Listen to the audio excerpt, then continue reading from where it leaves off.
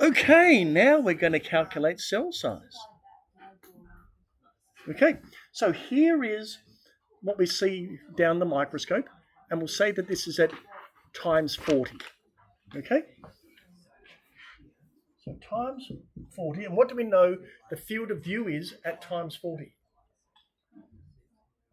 At times 40? You just wrote it down. 4,200. Well done. The field of view at times 40 is 4,200 micrometers. Now, just say we're looking down the microscope and here's the cell.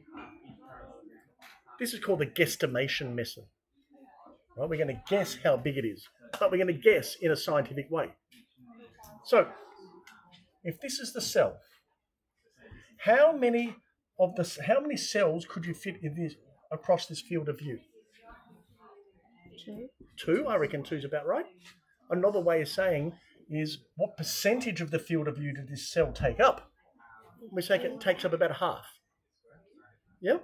So the guesstimation method is if we think this takes up about 50% of the field of view, and we know that the field of view is 4,200, what is half of 4,200? 2,100. So we can say the cell size here is 2,100